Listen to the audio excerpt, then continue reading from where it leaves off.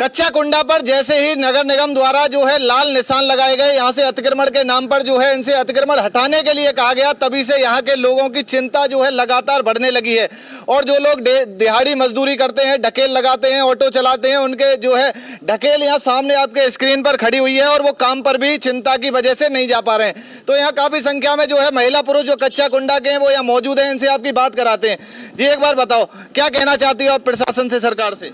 यही चाहते हैं कि हमारी जो जगह ले जा रही है, हम कहाँ जाएंगे सर, हम कहाँ जाएंगे? अभी हम ये छोटी छोटी 10-10 फुट में हम 5-5 गृहस्थी रह रहे हैं, सास ससुर भी रह रहे हैं, बुआ सास भी रह रही है, 3 भाई है हम और सबके बच्चा हैं, कहाँ जाएंगे? कौन सा घर है आपका? ये मकान है, ये रहा। ये देखिए दो घर हैं, 3-3 मंजिल के, इसमें 3-3 परिवार जो है वो जीवन यापन करते हैं। आप बताओ माता जी, एक बार आप बताओ। भैया मैं कहाँ जाऊँ, इतनी बात है क्यों जानिए। यहाँ में हम 3 लाल हमारे 5 गृहस्थी हैं, हम चलो इतना जा और ऐसा यहीं रहना चाहूँगा, घर फूटना चाहिए, मैं खुद जा नहीं सकूँगा। बता ऐसी बात है। मैं हम भैया कहाँ लेके जाएंगे, हमारे बालक नहीं कहाँ जाएंगे, हमारे बड़े बड़े सियान भाई गरीब हमारे भैया भतीजे हमारे। हाँ जब हम तो आप हम तो ऐसे भैया बिल्कुल। हाँ तो कहाँ जाएंगे? कितने साल से रह रही हो आप यहाँ में? जैसे आप यहाँ की बेटी हो, बहू हो, कैसे? नहीं मैं तो यहाँ की बहू हूँ भैया। कितने साल से रह रही हो आप? मैं जब तक कई वर्ष से रह रही है, मेरी शादी यहीं भैया, यहीं बच्चा भाई नाती बेटा मेरे सब है का।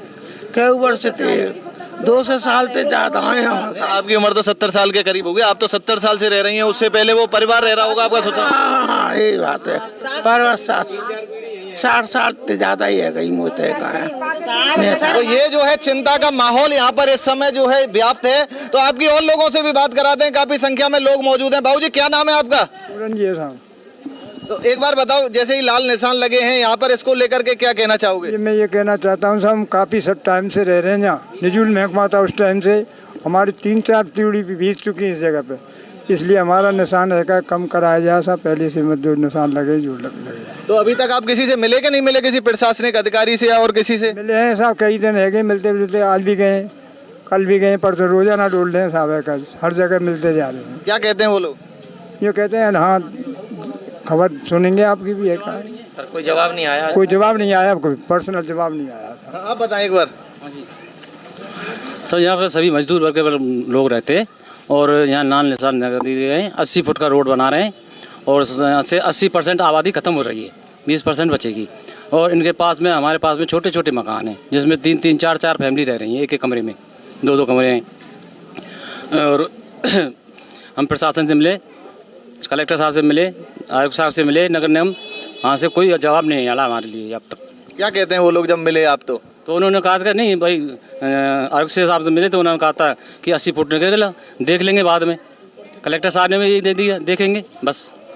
आज तक कोई भी कुछ नहीं आया, उनके साथ कोई आदेश नहीं आया अभी तक। निशान लगाए डायरेक्ट बस। निशान कितने फुट के लगे हैं? कहीं पे 32 है, कहीं पे 33 है, कहीं पे 40 है, कहीं 29 है, कहीं पे 11 है, कहीं 18 है।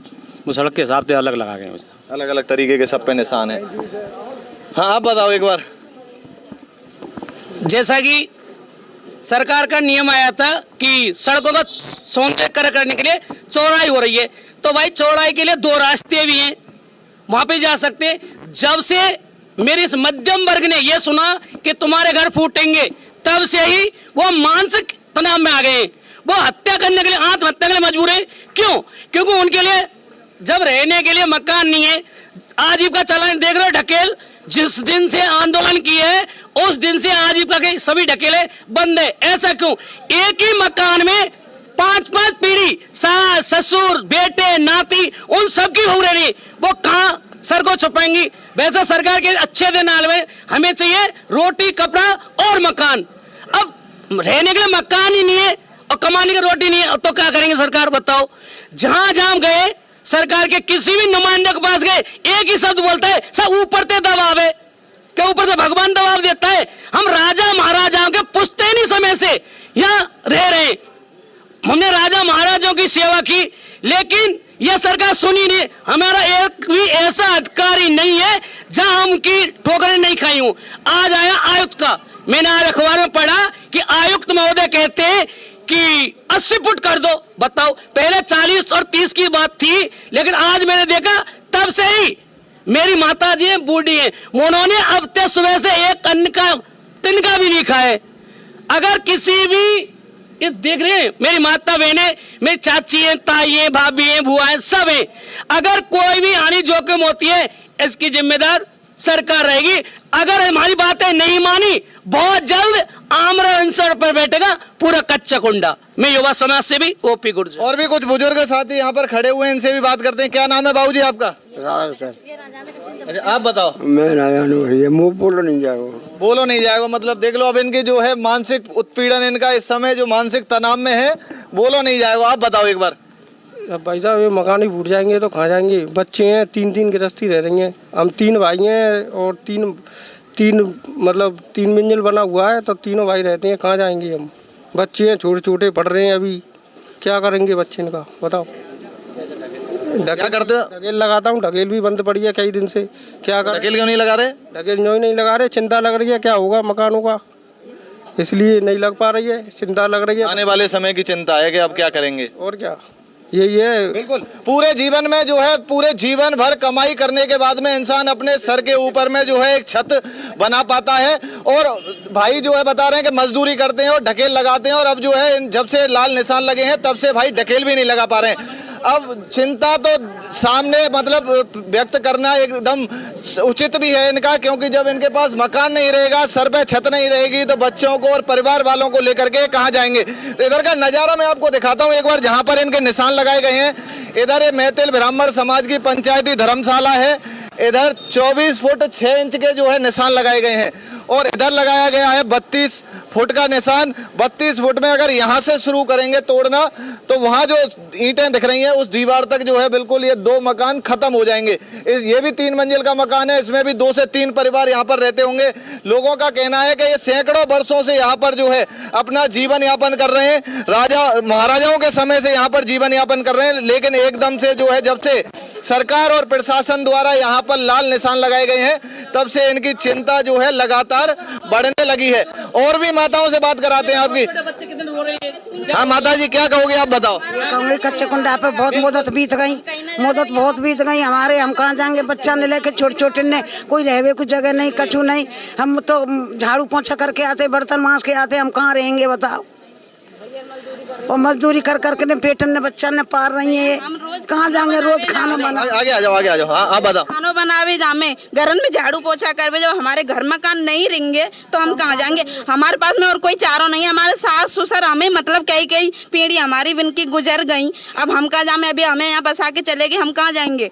हम घर में खानो पीनो बनाएंगे। माता जी बता रही थी कि उनके बेटे की तो बहू भी चली गई है जब से लाल निशान लगे। हाँ चली गई है, इनके बच्चा ये नहीं छोरी, ये नहीं। अच्छा, ये उन्हीं के बच्चे हैं? छोरी हैं, तीन छोरी हैं। आप बताओ। देखो साहब, एक लड़का टेम्पू चलाता है, ये यहाँ ढकेल लगाते हैं, बिना कच्चे कुंडा पे हम रहते बाहर। यूँ लगा लो कि हमारी स्थिति खिलाफ है। हमने जिंदगी भर मैंने कमाया, बहुत पैसा कमाया, सब पैसा मेरा इसी में लगा दिया मैंने। अब इससे अगर जब ये घर ही चले जाएगा तो मैं कहाँ रहूँगी, कहाँ जाऊँगी? जब हमारी छत्र छाया चली जाएगी तो ये मैं ये सो कहती हूँ कि मेरा तो यही है कि यही रहना चाहिए, फूटना नहीं चाहिए। सही बात बताओ, मैं बहुत परेशान रह गई हूँ, उसी दिन से घूम रही हूँ, फिर रही हूँ, 2 पैसे का काम धंधा कर रही हूँ, वहाँ भी नहीं जा रही, मेरे बच्चे भी नहीं जा रहे, ले डोल रहे, हम जा रहे, भूखे प्यासे डोल रहे। बिल्कुल, इनका दर्द जो है आप साफ तौर पर समझ सकते हैं। तो इनकी चिंता जो है व्यक्त करना बिल्कुल एकदम वाजिब है, इनका दर्द एकदम वाजिब है। सैकड़ों सालों से यहाँ पर अपना जीवन यापन कर रहे हैं, गुजर बसर कर रहे हैं। जैसा सभी ने बताया कि कई सालों से, ये 70 साल की माता जी, 70-75 साल की तो वो हैं, उन मतलब यहाँ ब्याह करके आई थी। उससे पहले उनके जो परिवार के लोग थे, उनके ससुराली जन थे, वो यहीं रहते थे। अभी 3 पीढ़ियाँ यहाँ पर इनकी गुजर गई। लेकिन जब से प्रशासन ने यहाँ पर लाल निशान लगाए हैं कि भैया अतिक्रमण के नाम पर यहाँ लाल निशान लगा दिए गए हैं। किसकी शादी है? शादी है इनके। आप बताओ। हाँ, किसकी? आपके यहाँ शादी है? किसके यहाँ? 11 दिसंबर की शादी है बच्चियों की, 2 दिसंबर की कहाँ से करेंगे हम? कैसे करेंगे शादी बताओ? रिश्ता कैंसिल हो गया? अभी कैंसिल हुआ, अभी उनका जवाब नहीं आया है फिलहाल तो। पर शादी जब उन्होंने कहा हम घर से करेंगे, जब घर ही नहीं रहा तो शादी कहाँ से करेंगे हम? उन्होंने पहले कह दिया था कि हम घर से शादी करेंगे, अब कहाँ से करेंगे जब घर ही नहीं रहेगा तो? अब ये भी समस्याओं का सामना इनको करना पड़ेगा। ये माता जी बता रही थी कि इनके जो बेटे की बहू है वो चली गई है 3 बच्चों को छोड़ करके, कि जब से लाल निशान लगाए कि भैया तुम्हारे पास घर ही नहीं है तो मैं यहाँ रह के क्या करूंगी। अब ये बता रही है कि इनकी बेटी की शादी है तो लड़के वाले कह रहे हैं कि हम तो घर से ही शादी करेंगे। अब घर ही नहीं रहेगा तो ये तो फुटपाथ पे रहेंगे या फिर कहीं अन्य जुगाड़ करनी पड़ेगी, किराए का मकान लेना पड़ेगा।